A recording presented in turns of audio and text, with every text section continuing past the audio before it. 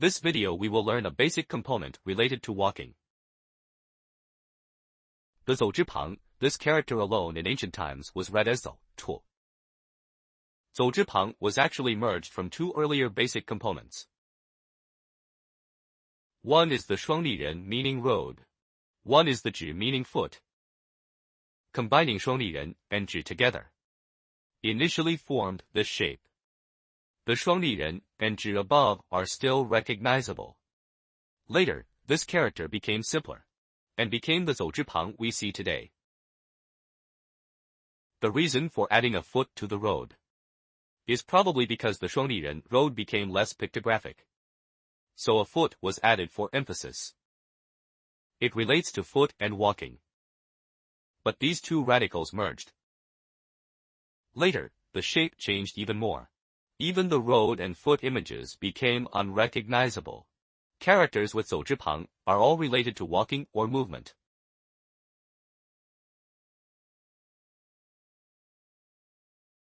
We previously discussed several basic components related to walking, like 走, 指, and 双立人. And this 走之旁. When characters were first created, their meanings were similar. So they were often used interchangeably. A character could be written with this radical, or written with that radical. Like bien for everywhere, to spread. Originally was written with this shape, with 双立人 on the side. Later, the shape changed to 走之旁. But later these forms separated. Cannot be swapped arbitrarily. For example, 条 for exceed and 条 for distant. One uses 走, one uses 走之, meanings completely different. Characters with 走之旁 are very numerous. It's a very large radical. First, let's look at some common characters. 过 for past. 还 for return. 远 for distant. And 近 for near. And 退 for retreat. These common characters for roads or walking all have 走之旁. Now let's look at some example characters. First, let's look at the character 追 for chase. The earliest form of 追 had 指 at the bottom, meaning walking with feet. The top part is read as 堆,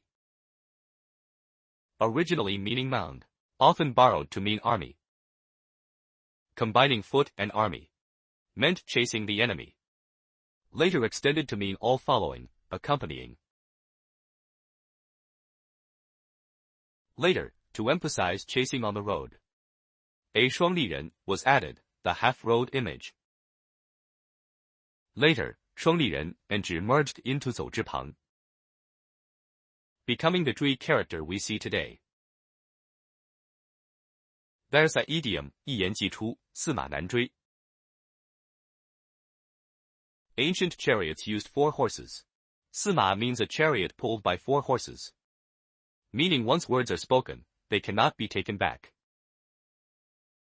As if even a 4-horse chariot cannot chase them back. After 追, let's look at the character 逐 for pursue.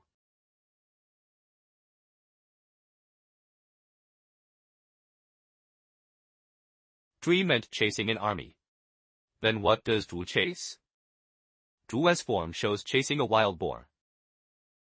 The top, 是 is an image of a pig. Below was originally a foot, the character 指 we mentioned. Later, a 双立人 was also added. 双立人 is half a road. Merged together also became a 走之旁. 追 is chasing an army. 逐 is chasing a wild boar. Although the creation images differ. Both mean chasing. 追 and 逐 combined form a common idiom, 追王逐北. Let's learn it. The character 北 we discussed before. Its original meaning is 2 people back to back. Later extended to mean defeated, running in the opposite direction. So 北 means defeated in battle. 王 means fleeing. This idiom means chasing the fleeing enemy. Tu is chasing a boar on the road. Let's look at another character created from catching boars. The character Dai for catch. This form initially was a hand grabbing a tail, meaning catch up, seize. Later, 走之旁 was added, meaning you must run fast to catch, becoming the Dai character we use today. Dai has two meanings. One means catch up, reach. 力有不逮. What does it mean? Means strength is insufficient.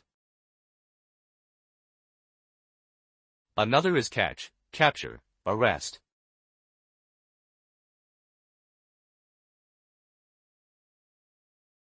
For example, a cat catching a mouse. When explaining the ancient form of Dai, students might find it strange. Isn't this the form of the slave character Li? Let's explain how the slave Li originated. Actually, the slave Li wasn't written like this in ancient times. Let's look, it was this form. A nai indicating its sound. Next to it, the Dai is the hand catching a boar image, meaning being caught. Slaves were captured prisoners. So this is a pictophonetic character. Nai indicates the sound, the Dai next to it indicates the meaning. Later, in simplified characters, the sound component was only the Dai form remained. Actually, this character is the earliest form of Dai, not the slave Li. Today we borrow it to represent the slave Li.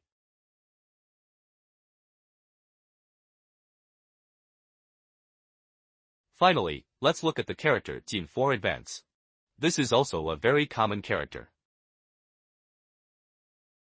Let's learn its traditional form. The traditional form of Jin is written like this.